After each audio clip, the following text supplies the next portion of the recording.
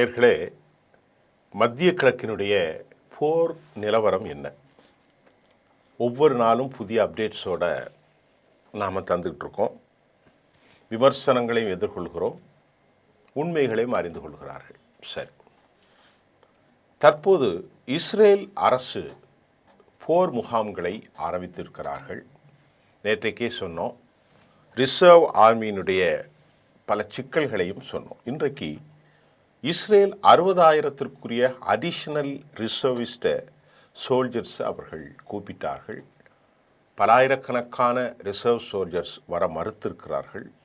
இன்னும் கட்டாயப்படுத்தி அழைத்து வரப்பட்ட அவர்களின் மூலமாக அவர்கள் உள்ளே நுழைய ஆரம்பித்திருக்கிறார்கள். போர் நடந்து கொண்டுதான் இருக்கிறதே தவிர புதிய போர் ஒன்றும் இல்லை. ஆட்கள் அதிகப்படுத்துகிறார்கள்.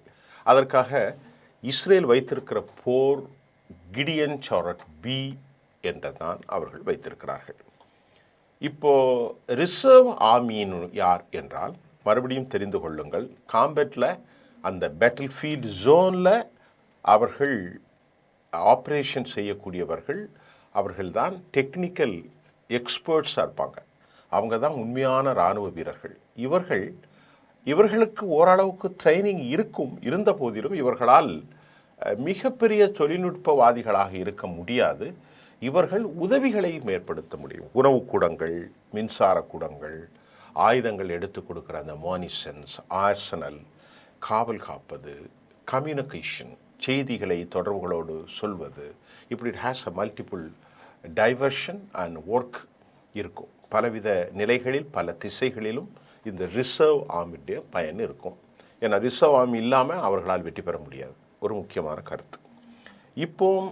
இப்போ கிடைக்கக்கூடிய தகவல்களின் மூலம் டையிங் ஃபார் நோ ரீசன், அப்படி என்றால் அவர்களையும் ஒரு குறிப்பிட்ட சாராரை போர்க்களத்தில் இவர்கள் ஈடுபடுத்துகிறது தான் இந்த செய்தியின் மூலம் நாம் அறிகிறோம். Dying for no reason. எனவே நாங்கள் உள்ளே நுழைவதற்கு எந்த காரணமும் இல்லை எங்கள் தேசத்திற்காக என்று ஒரு குழு மறுத்து கொண்டே இருக்கிறார்கள், மௌனிக்கிறார்கள்.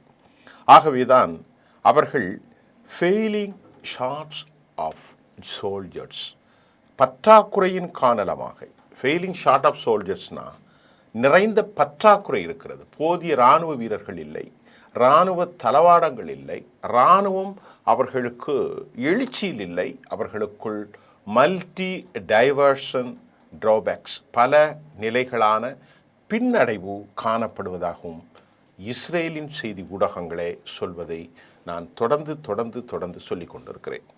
அதே நேரத்தில் யாழ் ஜமீர், நாங்கள் போருக்கு தயாராகி இருக்கிறோம். நேற்று ஒரு புதிய செய்தியை சொன்னார்.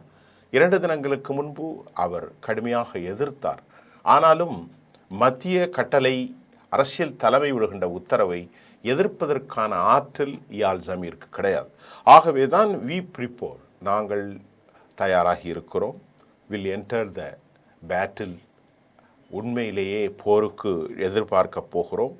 கரேஜ், எங்களிடத்தில் தைரியம், ஸ்ட்ரென்த், அதிகமான வலிமை, வேலர் அண்ட் எக்ஸ்டர்னரி ஸ்பிரிட், ரொம்ப ஸ்பிரிட்டோட நாங்கள் உள்ள போகிறோம். இதெல்லாம் பொய்யான வார்த்தைகள் தான். இருந்தாலும் ஒரு இராணுவ தலைவர் சொல்வதைத்தான் இயல் ஜமீர் சொல்கிறார்.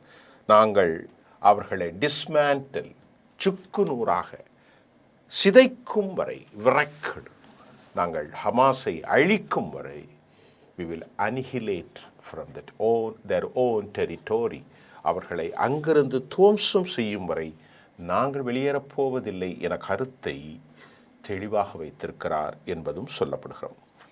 தோழர்களை, இன்றைக்கு 70% ரிசர்வ் ஆர்மி டோட்டல் மிலிட்ரி ஸ்ட்ரென்த்தாக இருக்கிறது. அப்போ 30% தான். ஒட்டுமொத்தமாக ஒரு 50,000, 1,00,000 வீரர்களில் 70,000 வீரர்கள் இந்த ரிசர்வ் ஆர்மி. அப்போ 30,000 வீரர்கள் மட்டும்தான் ஆயுதங்களை தூக்கி போரிடக்கூடியவர்கள். அவர்கள்தான் ஒரு நிரந்தரமான ஆயுத பயிற்சி எடுத்தவர்கள், நிரந்தரமாக டேங்கரை இயக்கக்கூடியவர்கள், சாப்பரை இயக்கக்கூடியவர்கள், ஏர்ஸ்ட்ரைக் செய்யக்கூடியவர்கள், தரைப்படை போரிடக்கூடியவர்கள், மெர்கோவா வெர்ஷன் அதே போன்று எந்திர துப்பாக்கிகள் எல்லாவற்றையும் கன்ஃபயர், சினப்பர் தாக்குதல், ஆர்பிஜி, மோட்டார் செல் எல்லாவற்றையும் சேர்ந்தவர்கள் வெறும் 30 விழுக்காடு தான். அப்போ 70 விழுக்காடு அவர்கள் இல்லை.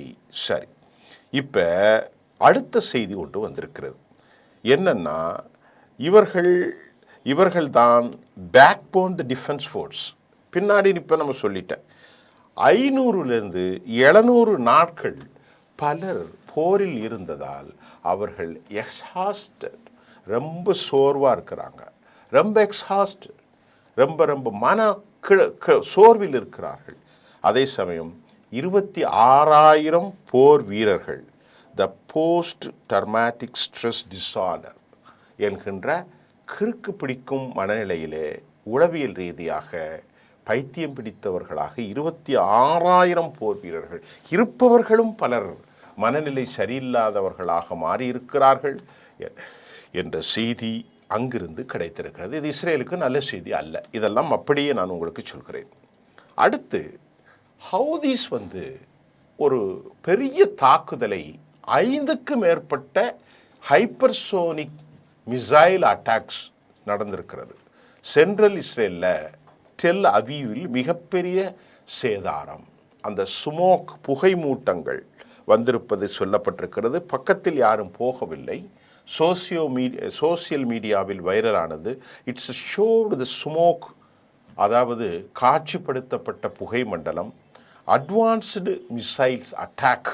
ஹவுதிகள் உடைய வெறித்தனமான தாக்குதலின் காரணம் the multiple target in Tel Aviv, hypersonic, Palestine 2 என்று சொல்லக்கூடிய பலிஸ்டிக் மல்டிபிள் வார்ஹெட்ஸ், அது யாஃபா ஏரியாவில் ரொம்ப சக்சஸாக operation how been made achieved its objects என்பதை அவர்கள் தெரிவித்திருக்கிறார்கள். எங்களுடைய அந்த இலக்கை நாங்கள் தெளிவாக அடைந்திருக்கிறோம், நாங்கள் அச்சீவ் பண்ணியிருக்கிறோம், சக்சஸ் ஆபரேஷன் ஹேட் மேட், தெளிவாக ஆக்கியிருக்கிறது என்பதையும் அங்கு செய்தி தொடர்பாளர் சொல்லியிருக்கிறார். சொல்லிட்டு அவருடைய கீழே சொல்லுது, தேங்க்ஸ் லார்ட், தேங்க்ஸ் அல்லாஹ் என்ற ஒரு வார்த்தையை அவர்கள் பதிவு செய்துட்டு, இஸ்லாம் மார்க்கமும் எமது prophet Muhammad piece B upon him ஸல்லல்லாஹு அலைஹி வஸல்லம் அவர் குறிப்பிடுறார்.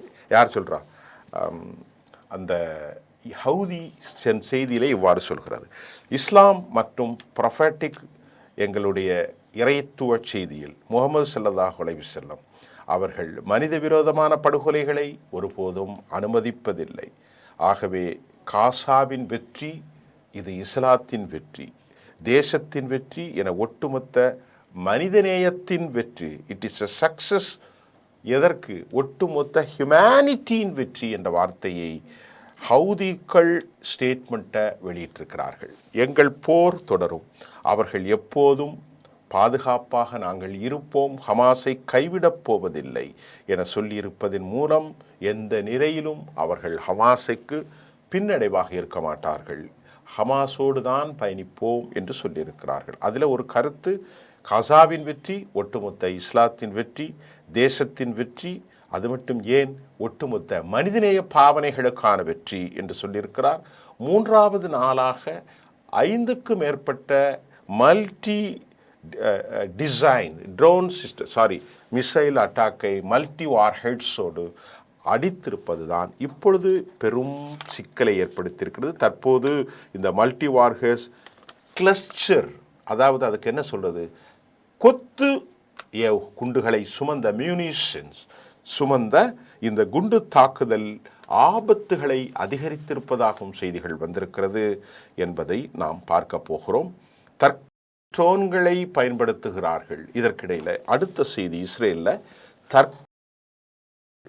அந்த ட்ரோன்களின் மூலம் உளவு பார்க்கப்பட்டு கண்காணிக்கப்பட்டு ஹமாஸின் நிலைகளை, ஹமாஸ் தங்கியிருக்கும் இடங்களை, ஆம்புஷ் இதெல்லாம் நாங்கள் தெளிவாக அடிக்கிறோம் என்ற அடுத்த செய்தியும் வந்திருக்கிறது. ஹவுதி டெட்லி மிசைல் சென்ட்ரல் இஸ்ரேலுங்கிறதெல்லாம் நான் உங்களுக்கு சொல்லிட்டேன். இதில் அவங்க 2 பலஸ்தீன் பலிஸ்டிக்ஸ் மிசைலுக்கு பேர் Zulfiqar It is a multiple tipped fragmentation, the Palestinian two Zulfikar missile என்ற செய்தியும் வந்திருக்கிறது.